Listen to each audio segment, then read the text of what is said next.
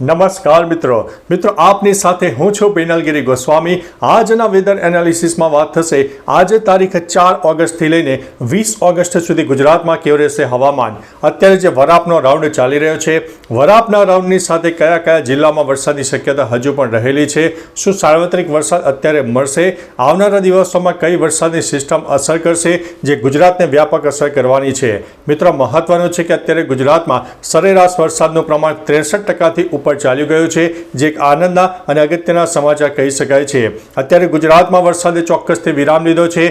આજે તારીખ 4 ઓગસ્ટના વહેલી સવારથી જ ગુજરાતના અનેક જિલ્લામાં તાપ તડકો પણ નીકળી ગયો છે, ઉઘાડ પણ થયો છે અને જે લો ક્લાઉડ ફોર્મેશન છે, જે મધ્યમ સ્તરના વાદળો છે તે પણ હટી જવા પામ્યા છે, એટલે કે વરાપનો મોટો રાઉન્ડ પણ જોવા મળી રહ્યો છે।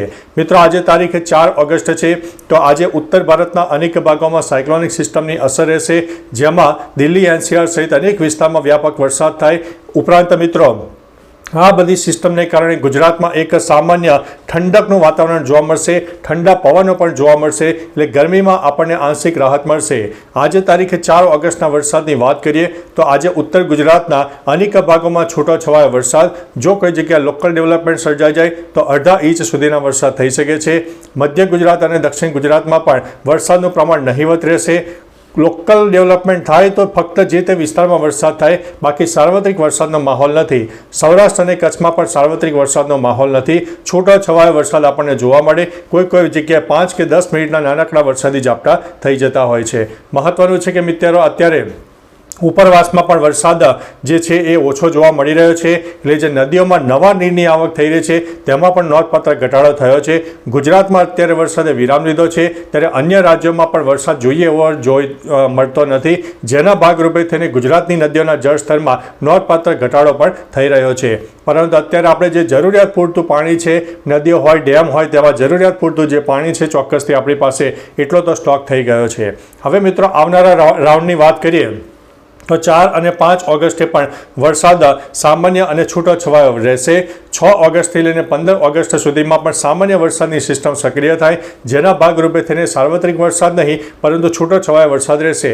મહત્વનું છે કે તારીખ 17 અને 18 ઓગસ્ટની આસપાસ એક મજબૂત વરસાદની સિસ્ટમ સક્રિય થાય, જે બંગાળની ખાડી તરફથી આવશે, જે સાયક્લોનિક સિસ્ટમના રૂપમાં જોવા મળશે, જેના ભાગરૂપે થઈને કહી શકાય કે આવનારા દિવસોમાં આપણને જે વરસાદ મળવાનો છે 17 અને 18 ઓગસ્ટથી વધુ વરસાદ મળશે અને આ સાયક્લોનિક સિસ્ટમ મધ્ય ભારતને અસર કરશે અને ત્યારબાદ ગુજરાતના ઉત્તર ગુજરાત, પૂર્વ તરફનો વિસ્તાર અને દક્ષિણ ગુજરાતના અનેક વિસ્તારને શરૂઆત થઈ જશે। એટલે 17થી લઈને 20, 21, 22 ઓગસ્ટનું જે સેશન છે એ ગુજરાતના અંદાજિત 50થી 80% વિસ્તારને વરસાદ આપે તેવી પણ શક્યતા છે।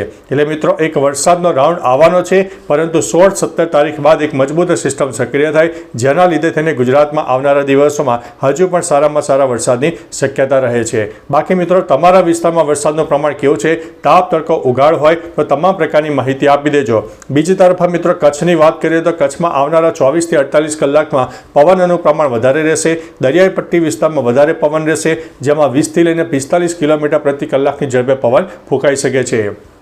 આગામી 3 દિવસ માછીમારોને દરિયો ન ખેડવા માટે અમારા ચેનલ વતી વિનંતી છે કે કારણ કે દરિયામાં એક પવનનું પ્રમાણ વધારે જોવા મળશે, ઊંચા મોજા ઉછળવા અને થોડું નુકસાની થાય તેવી શક્યતા છે, એટલે થોડા સાવચેત રહેજો, એલર્ટ રહેજો। તો ચાલો મિત્રો ફરીથી વરસાદની લેટેસ્ટ ઇન્ફોર્મેશન સાથે મળતા રહીશું, ત્યાં સુધી અમને રજા આપશો। નમસ્તે।